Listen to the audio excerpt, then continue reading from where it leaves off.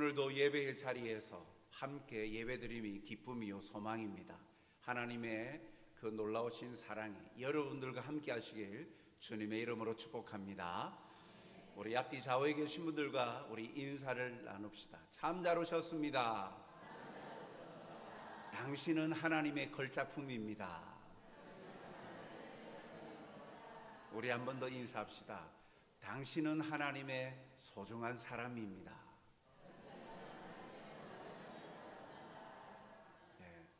우리의 언어 속에 당신 또 상대방을 일컫는 말이 있다는 것, 그건 우리 사람이 어떠한 방식으로 존재하는가 하는 것을 알 수 있죠. 관계 속에서 살아간다라는 겁니다.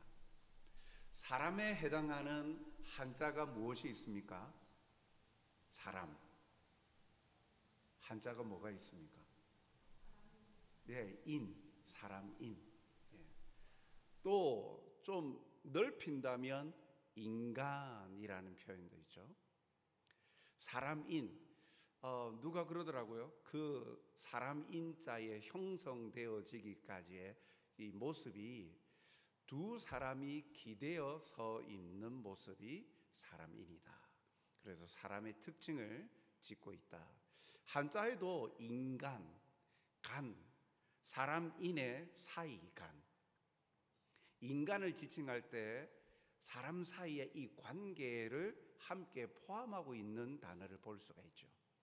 그래서 사람은요, 사람 사이의 관계이든 사람과 자연과의 관계이든 관계를 떠날 수가 없는 그러한 존재입니다. 왜 그렇습니까?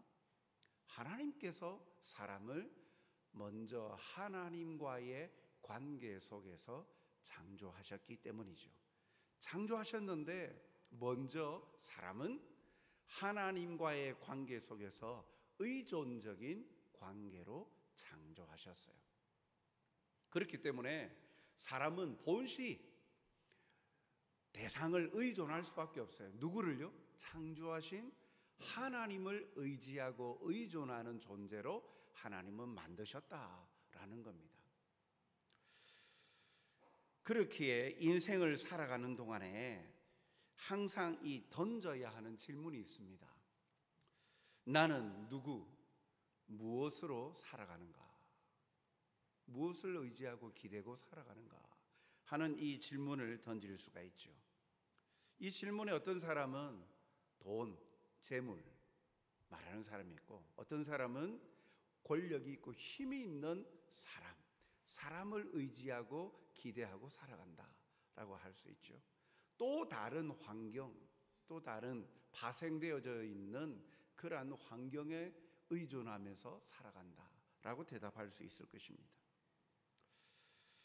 그렇다면 하나님을 믿는 우리 그리스도인은 이 질문에 어떻게 답해야 됩니까? 어떻게 답합니까? 잠언 말씀은, 오늘 우리가 읽은 이 말씀은 누구를 의지하며 살아가야 하는가, 우리는 누구인가 하는 것에 대한 대답을 줍니다. 과연 우리는 누구를 의지하고 살아야 합니까? 그로서 얻는 유익은 무엇입니까? 오늘 말씀을 통해서 그것을 발견하고 현재 우리의 삶의 위치 그리고 우리의 자리를 함께 점검하고 또 주시는 은혜를 함께 나누었으면 좋겠습니다. 하나님이 사람을 창조하실 때 기본적으로 하나님과의 관계 속에서 살아가도록 창조하셨다라고 말했죠. 이 관계를 이어가게 하는 것이 뭘까요? 관계를 이어가게 하는 것, 서로 간의 신뢰입니다. 서로를 신뢰하지 못하면 그 관계는 이어질 수가 없습니다. 이어지는 것처럼 보여도 신뢰가 전제되지 아니하면 그 관계는요, 언제든지 깨어질 수 있고 그냥 껍데기만 남아있는 거죠. 부부간의 관계에도 신뢰가 무너져 버리면 그냥 산다, 그냥 살아온 세월대로 이어간다. 참 가슴 아픈 관계가 되는 거예요. 사람과의 관계 속에서도 서로에 대한 신뢰가 없으면 더 깊어지지 못하고 서로에 대해서 알아가고 이해하고 서로를 향한 그런 마음의 나눔들이 극히 제한적일 수밖에 없죠. 외로운 관계가 되는 거예요. 그러므로 이 기독교 근본의 신앙 원리는요, 하나님을 신뢰하는 데에 있습니다. 오늘 본문 5절 중반에 보니까 여호와를 신뢰하고 라고 말씀하죠. 신뢰, 이 사전적인 의미는 굳게 의지하고 믿는다라는 뜻입니다. 하나님을 신뢰하는 것, 기대는 것, 의지하는 것, 어떻게 보면 자신이 한 사람의 인격체로서 있는데 무언가 다른 대상에 기대하고 의지한다, 기댄다. 그러니까 왠지 모르게 약자 같은 느낌이 듭니까? 완전하지 못하고 불완전한 존재, 약자처럼 느껴집니까? 특별히 하나님을 의지하고 기대며 살아가는 자다라고 이야기할 때 약자처럼 느껴지지만 그것은 오히려 참 지혜와 삶의 가장 지혜의 근본이 되는 것입니다. 시편 111편 10절에 보니까 여호와를 경외함이 지혜의 근본이라. 그의 계명을 지키는 자는 다 훌륭한 지각을 가진 자이니 여호와를 찬양함이 영원히 계속되리로다. 잠언서에도 비슷한 말씀이 있죠. 지혜의 근본이 뭐라고요? 여호와를 경외하는 것. 경외하는 것, 두렵고 떨림으로 공경하고 사랑하여 섬기는 것 아닙니까? 그 중심에는요, 경외함의 중심은 하나님을 향한 신뢰가 전제되어 있는 거예요. 그래서 뭐라고 금방 말씀에 나와 있습니까? 시편 말씀에 그의 계명을 지키는 자는 다 훌륭한 지각을 가진 자다. 하나님을 기대고 하나님을 의지하고 하나님을 신뢰하여 경외하는 사람, 그래서 그 말씀을 지키는 사람, 약한 사람이다, 불완전한 사람이다가 아니라 다 훌륭한 지각을 가진 사람이다 라고 표현하고 있습니다. 하나님을 향한 굳은 신뢰가 전제되지 아니하면 나오지 않는 태도이지요. 예레미야 32장 40절에도 이렇게 밝히고 있습니다. 내가 그들에게 복을 주기 위하여 그들을 떠나지 아니하리라. 여기 내 하나님입니다. 그들 하나님의 백성을 말합니다. 떠나지 아니하리라 하는 영영한 언약을 그들에게 세우고 나를 경외함을 그들의 마음에 두어 나를 떠나지 않게 하고, 하나님을 경외하는 것, 하나님께서 그 마음을 두셨다. 그렇게 하나님을 경외하고 신뢰하며 의지하며 살아가게 하신 것은 뭐라고요? 하나님을 떠나지 않게 하시려고 라고 말씀하시죠. 예레미야 32장 40절 조금 전에 봤던 말씀에 보니까 그들에게 복을 주기 위하여 그들을 떠나지 아니하리라. 하나님이 떠나지 아니하신다, 하나님과 함께한다, 이것은 하나님의 백성들에게는 복이라는 거예요. 다르게 말하면 하나님을 신뢰하고 하나님을 의지하고 기대하며 사는 삶, 하나님을 경외하며 살아가는 이 신앙의 삶은 세상 사람의 눈에 볼 때는 뭔가 약자의 모습으로 약한 사람으로 비춰질지 모르지만 오히려 복된 길이다. 하나님이 떠나지 아니하시고 함께 하셔서 우리를 인도하시고 도우시기 때문이다 라고 말씀하죠. 그렇게 신앙의 원리는요, 하나님을 신뢰하는 것이에요.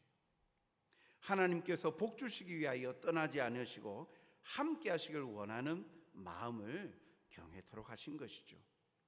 하나님께서 이렇게 그런 관점에서 신뢰라는 단어는요, 하나님을 향하여 전적으로 의지하여 기대는 것입니다. 그러니 하나님을 기대는 것이, 하나님을 의지하는 것이, 하나님을 신뢰하는 것이 무너지면 나도 무너지는 거예요. 하나님과의 관계 속에서 하나님을 기대고 의지하는 것이 사라져버리고 무너져버리면 나라는 존재가 불행해진다라고 말씀하고 있는 것입니다. 하나님께 전적 자신을 믿고 기대면 어떻게 되겠습니까? 사람은 영원히 하나님을 의존적으로 하는데 하나님으로부터 독립하려는 것이 사실은 죄의 본질이에요. 하나님으로부터 독립한다는 말은 하나님을 떠나는 거예요. 하나님과 상관없이, 하나님의 뜻과는 상관없이 내 마음과 생각대로 살겠다라는 거죠. 그것을요 성경은 죄라고 이야기합니다.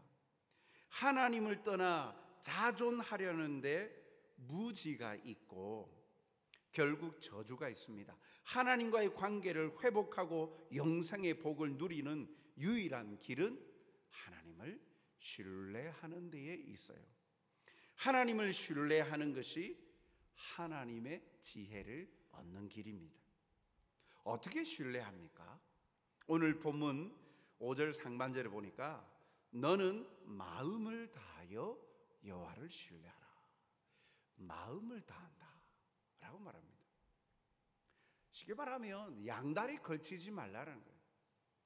필요할 때면 하나님 아버지, 그러다가 삶이 평안하고 안정하면 하나님과 상관없이 자기가 가지고 있는 재력, 자기가 가지고 있는 능력, 자기가 가지고 있는 권력, 이런 것들을 의지하면서 살아가는 것, 그것이 여호와를 신뢰하는 것이 아니라는 거예요.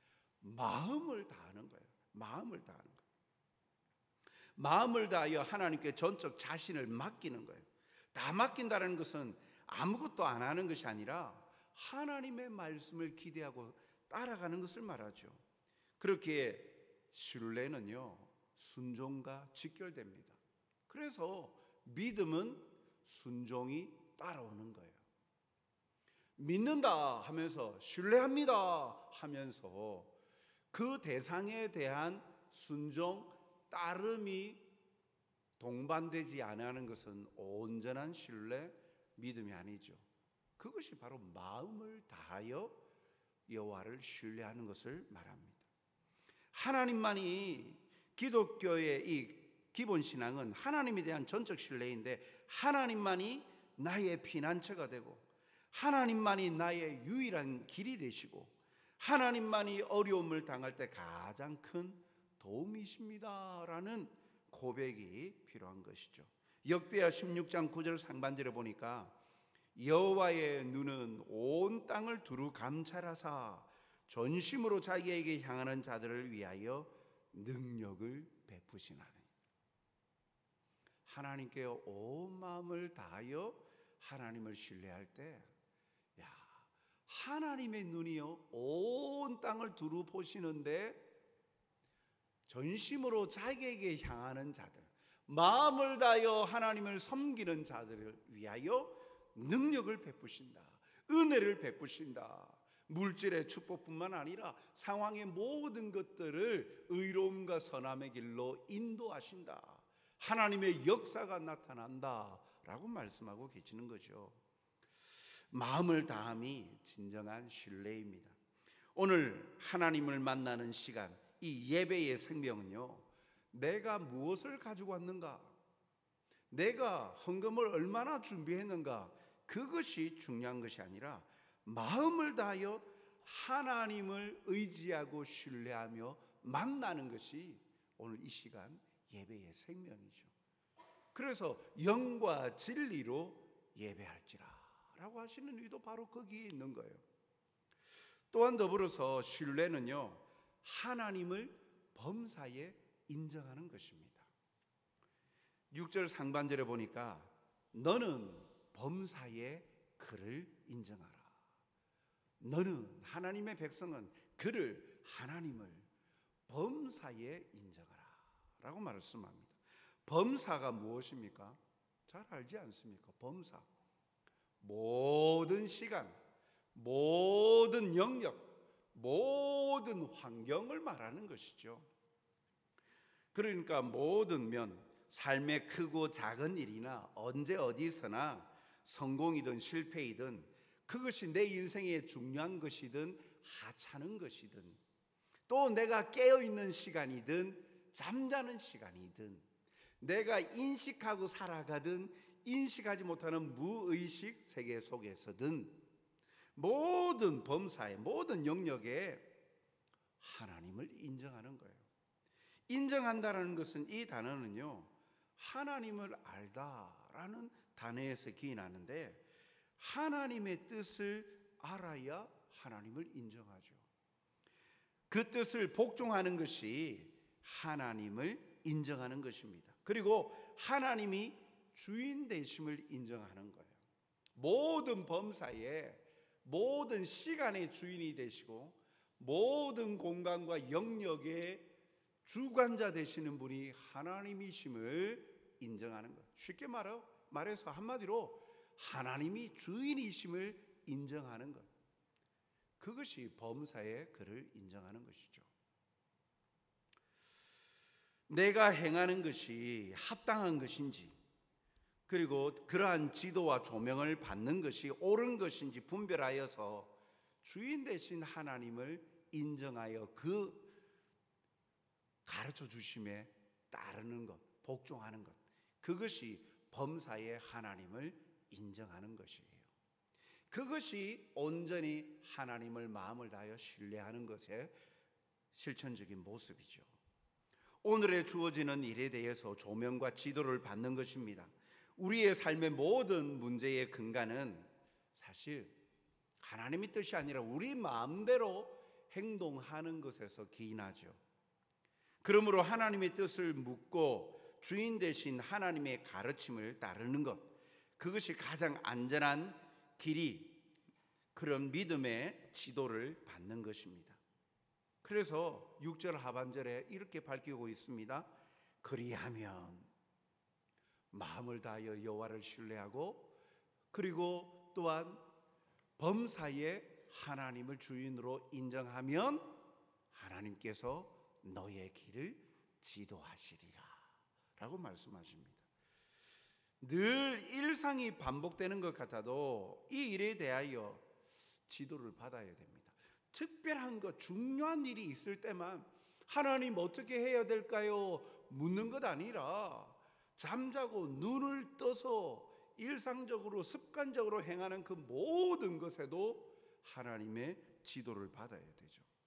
평범한 일상에 대한 범사는요, 하나님의 지도를 받으려 하지 않습니다. 그냥 무의식적으로 그냥 행동하는 거예요. 그런데 여러분, 갑작스러운 사고를 당하거나 생각지 않았던 질병을 당할 때 일상의 감사함을 한번 체험해 보신 적이 있습니까? 손을 다쳐서 밥을 먹지도, 무언가 잡지도, 움직이지도 못하고, 발을 다쳐서 활동도 못할 때, 그동안 자유롭게 움직이던 이 팔이 움직여지지 아니하는 질병이나 그런 순간이 올 때, 이것이 움직여지는 것이 자연스러운 것, 당연한 것이 아님을 깨닫지 않습니까? 호흡하는 것도 그냥 숨이 호흡되어지고 쉬어지니까 당연한 것으로 생각하는데, 어느 순간 나에게 질병이 다가오고 할 때 호흡하는 것, 내 자력으로 호흡되지 아니할 때 이것이 얼마나 그것이 감사한 것인지 하나님 앞에 한번 감사의 기도를 드렸던 적 없습니까? 나이가 들어가면서 50견이 생겨서 팔도 안 올라가고 이곳 저곳 고장이 나기 시작하고, 처음에 얼마나 비참합니까? 나이가 들어가고 지쳐간다는 것. 젊은 세대는 모르지만 참 그 나이대가 되어져 가면 갈수록 그 모든 것이 참 비참해지기도 하지만, 때로는 돌아보면 그 모든 것이 참 감사한 것이다 라는 것을 알게 되죠. 그래서 오히려 더 겸손해지고 감사의 제목들이 늘어나죠. 먹고 소화되어지는 것, 소화 잘 되는 것, 이것도 하나님의 은혜이죠.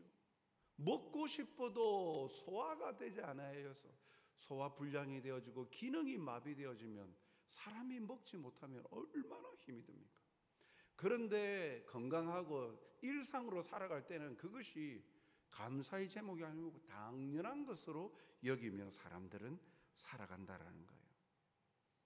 범사에 하나님의 인도하심이 있다는 사실을 깨닫지 못하다가 사라질 때 비로소 그것도 내 의지대로 되었던 것이 아니라 하나님의 지도하심과 인도하심이 있으셨기에 그것이 가능했다는 것을 깨닫게 되어지죠. 오늘이라는 이 평범함 속에 범사는요, 깨어지고 망할 수 있게 오늘의 하나님의 지도를 받아야 합니다. 그래서 주님께 여쭈어야 합니다. 물으면 답해 주십니다. 그런데 듣기를 원하지 않으면 답이 없습니다. 답이 뻔하다는 거죠. 물어봤자 돌아오는 건 똑같은 대답인데. 그런데 그 뻔한 답에 해결이 있습니다. 주님께 물으면 지도해 주십니다. 내 길을 지도하시리라.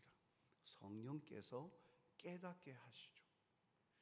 그리고 우리의 위치와 관계를 보게 합니다. 지금 나의 서 있는 위치가 어딘지, 하나님과의 관계가 어디쯤이 있는지. 기도는 여쭙는 것입니다. 말씀은요, 성령을 통해 오늘의 하나님의 답을 알려주십니다. 범사의 주님을 인정하는 수단이 바로 기도와 말씀의 순간들이죠. 좋은 습관을 들여야 합니다. 물어야 합니다. 내가 주인이 되면 절대 묻지 않습니다. 내 마음대로 하면 되니까요. 내가 주인이니까. 그런데 주님께 묻는다라는 것은 결정권이 내게 있는 것이 아니라 하나님께 있다라는 고백이죠. 예레미야 10장 23절에 보니까 여호와여 내가 알거니와 사람의 길이 자신에게 있지 아니하니 걸음을 지도함이 걷는 자에게 있지 아니하나이다. 인생에게 있지 아니하고 잠언에도 사람이 마음으로 경영할지라도 그 걸음의 응답은 여호와께로 말미암는다. 그 말씀과도 동일한 말씀이죠. 걸어가는 자, 사람의 길이 걷는 자, 사람에게 달려있는 것이 아니다. 하나님의 손에 달려있다는 거예요.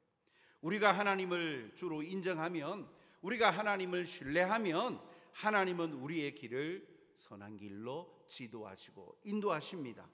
하나님이 지도하시는 삶, 그 삶은 얼마나 아름답고 행복한 삶입니까? 하나님이 떠나지 않고 함께 하심이 복이라고 그래서 복을 주시기 위하여 떠나지 않는다라고 조금 전 말씀을 살펴보지 않았습니까? 그러니 그 하나님께서 복을 주시기 위해서 우리를 떠나지 아니하시고 우리에게 길을 지도하시면 그 복의 길로, 진리의 길로, 선함의 길로, 승리의 길로 우리를 지도하시고 인도하신다는 거예요.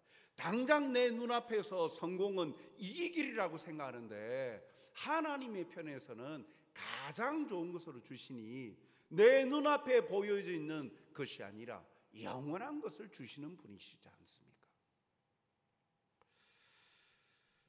그 하나님을 믿고 철저하게 하나님을 인정하고 신뢰하고 의지해서 하나님이 지도하시는 삶, 하나님이 인도하시고 이끌어 주시는 복된 삶을 살아가시는 저와 여러분이 되시길 주님의 이름으로 축복합니다. 하나님을 신뢰하고 인정하며 따름에 주의해야 할 것이 있습니다. 오늘 말씀에서는요, 의지하지 말라 경고하는 것이 있습니다. 5절 하반절에 보니까 내 명철을 의지하지 말라라고 이야기하죠. 명철, 사리를 분별하는 능력을 말하죠. 지혜이죠. 의지한다, 기대어 머물러 있다라는 뜻도 함께 포함되어 있습니다. 사람의 명철은 기대어서 머물러 있을 만한 그러한 능력이 못 됩니다. 사람에게는 옳고 그름을 분별하는 능력이 왜 그렇습니까? 감정과 상황에 따라서 제한을 받기도 하는 것이죠. 옳고 그름이요, 참 놀랍습니다. 자기와 관계가 있고 사랑하는 사람에게는, 좋아하는 사람에게는 관대하게 적용합니다. 그런데 자기와 상관없는 사람, 특별히 앙심을 품고 자기와는 적대적인 관계에 있는 사람에게는 옳고 그름을 적용하는 것이 엄격합니다. 그런 말을 빗대어서 하는 말이 있지 않습니까? 내로남불. 나는 로맨스고 다른 사람은 뭐라고 이야기합니까?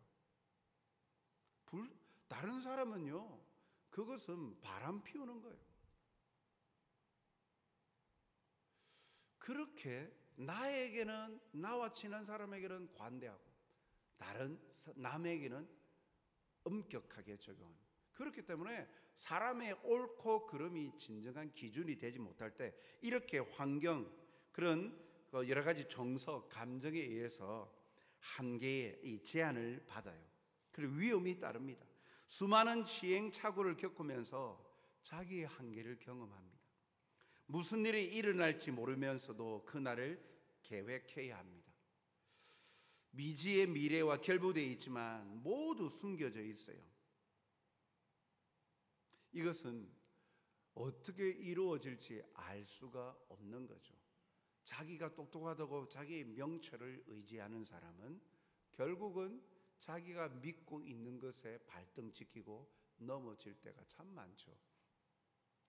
유명한 알렉산더 대왕도요, 유럽을 정복하면서 자신만만해하는 어느 날 모든 것을 젊은 나이에 20대에 그 많은 영토들을 승승장구하면서 전쟁에 승리를 했는데 그의 죽음이 어떻게 옵니까? 전장터에서 그렇게 장엄하게 죽은 게 아니에요. 어느 날 원숭이 재롱을 보다가 원숭이에게 손가락을 물려요. 그런데 그 손가락을 물렸는데 거기로부터 말라리아 바이러스가 옮겨져 가지고 말라리아에 의해서 죽어버리는 거예요. 나폴레옹도 마찬가지예요. 나폴레옹은요, 이 워터루 전쟁 때 대포를 넣고 승리를 계획합니다. 이 정도 대포를 포진하고 이 정도 퍼부으면 이 전쟁에는 승리할 것이다. 그랬는데 소나기가 내려서 참패를 당합니다. 날씨가 비가 쏟아보니까 이 대포를 옮길 수가 없는 거예요. 진흙탕에 빠져버리는 거예요. 아무리 잘 준비하여도 원숭이 하나 소나기에 미래가 바뀔 수 있는 거예요. 자기는 올바로 모든 것을 계획하고 준비했다. 이제는 그 결과가 나에게 올 것이다. 승리의 결과, 좋은 결과, 혜택을 입는 결과 기대했지만 아니더라는 거죠. 왜 인생을 자신을 의지합니까? 그것은 자신을 지혜롭게 여기기 때문입니다. 7절 상반절을 보니까 스스로 지혜롭게 여기지 말지어다 라고 말씀하고 있어요. 그러니까 마음을 다하여 여호와를 신뢰하지 않는 이유가, 왜 신뢰하지 않느냐? 자신의 명철을 의지하는 것이고 범사에 하나님을 주인으로 인정하지 않는 이유가 스스로 자기가 똑똑하고 지혜롭다고 여기기 때문에 하나님을 주인으로 범사에 인정하지 않는 것이라는 거죠. 자신의 명철을 의지하고 스스로 지혜롭게 여기니 하나님을 신뢰하거나 하나님을 인정할 필요가 없는 것입니다.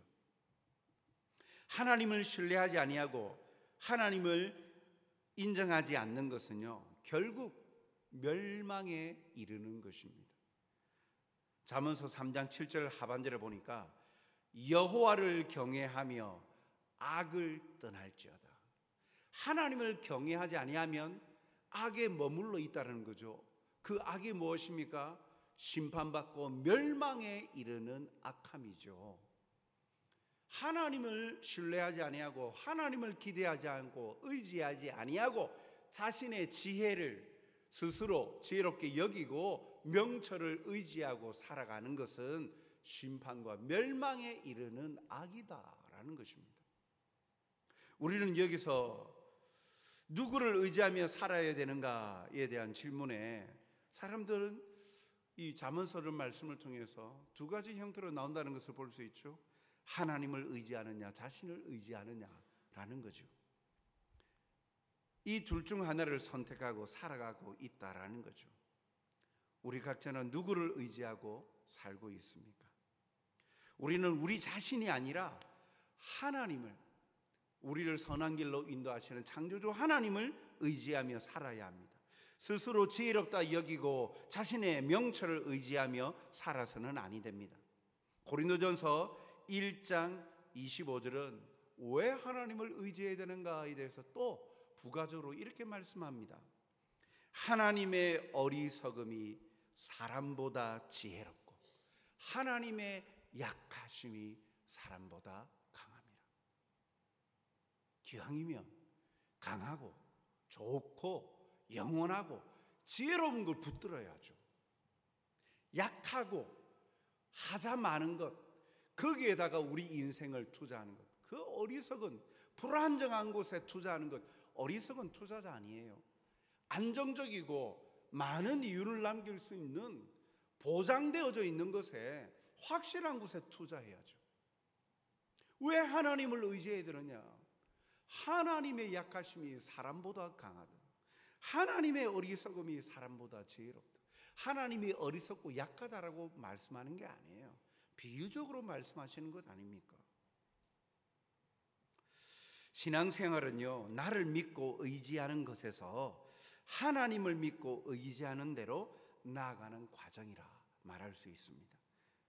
나의 연약함과 어리석음을 고백하고 하나님의 지혜로우심과 강하심을 고백하면서 나를 의지하는 데에서, 나 이외에 다른 것을 의지하는 데에서 하나님을 의지하는 대로 나아가는 자가 되길 바랍니다. 조금씩이라도 괜찮아요. 나아가는 것이 중요하죠. 무슨 일이든지 어떤 상황에서든지 하나님만을 굳게 믿고 의지하며 살아가는 여러분들이 되시길 주님의 이름으로 축복합니다. 하나님을 신뢰하고 살아갈 때 그러면 누리는 유익을 오늘 본문에는 뭐라고 말씀합니까? 8절에 보니까 이것이 내 몸에 양약이 되어 내 골수를 윤택하게 하리라. 비유적인 말씀이죠. 한마디로 그렇게 하나님을 의지하고 살아가면 육체가 내 몸의 양약이다. 하나님을 의지하고 신뢰하는 이것이 내 몸의 양약이다. 좋은 약이다. 치료제가 된다. 내 골수를 윤택하게 한다. 내 뼈를, 척추를 꼿꼿하게 만든다. 한마디로 튼튼하게 만든다는 거예요. 육체를 비유하여서. 그러니까 우리의 삶에 부족함이 없는 풍성한 삶을 누리게 한다라는 거예요. 이 세상 삶을 살다 보면 어쩔 수 없이 어려운 일을 당합니다. 그런 어려운 일을 당할 때 우리에게 도움이 되고 진정한 유익이 되는 것이 무엇일까요? 병약한 몸에는 좋은 약이 반드시 있어야 하듯이 우리가 삶에서 경험하는 어려운 일에 대한 좋은 약은 하나님을 기대는 거예요. 하나님을 의지하는 것입니다. 어려운 일에 대한 좋은 약은 바로 하나님을 온전히 의지하는 거예요. 일상의 평범한 일상 속에서도 좋은 약은 우리가 건강하게 기쁨으로 행복하게 사는 것은 하나님을 범사의 주로 인정하며 살아가는 거예요. 사랑하는 성도 여러분, 오늘도 어떠한 형편 상황 속에서도 자신을 의지하지 아니하고 삶의 모든 영역에서 철저히 하나님만 의지하며 하나님의 도우시는 은혜와 또 우리를 지도하시는 그 이끄심에 순복하여서 좋은 것으로 풍성한 은혜로 채워지는 행복된 사람, 하나님의 멋진 그 즐거움과 기쁨을 누리며 사는 복된 여러분들 되시길 주님의 이름으로 축복합니다. 사랑과 자비가 풍성하신 아버지 하나님, 오늘도 때로는 우리가 부족함이 없이 넉넉함 속에서 아무런 어려움 없이 살아가면서 평안하다 하며 살 때도 있습니다. 그러나 그 모든 것을 이루어 주시고 또 이끄시고 그것이 이루어지게 하시는 분이 하나님이심을 우리는 인정하며 나아가게 하여 주옵소서.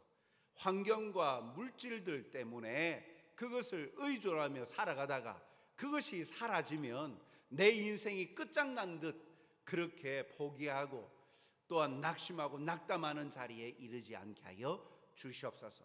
모든 일의 범사에 하나님이 주인 되심을 인정하며 하나님을 온전히 기대고 신뢰하며 나아가 하나님의 뜻을 묻고 하나님의 기쁘신 뜻대로 순복하여서 우리에게 복을 주시고 영원한 행복의 길로 이끄시는 하나님의 사랑의 마음을 경험하며 살아가는 사랑받는 자, 복된 성도들이 되게 도와 주시옵소서. 오늘도 이 시간 삶의 여러 가지 문제들로 아파하고 힘들어하는 자들에게 모든 영역의 주인 되심이 하나님이심을 믿고 고백함으로 하나님의 주권을 인정함으로 하나님의 뜻에 순복하여 그 모든 문제가 해결함 받는 은혜가 임하게 하여 주시고 마음의 천국의 평안을 누리게 하여 주시옵소서. 아무런 문제 없이 살아가는 성도들에게도 이 모든 것이 하나님께로부터 말미암았음을 깨닫고 우리의 명철과 지혜를 의지하지 아니하고 하나님의 말씀을 순복하며 따르는 지혜로운 자가 되게 하여 주시옵소서. 감사하오며 예수님 이름으로 기도하옵나이다. 아멘. 찬송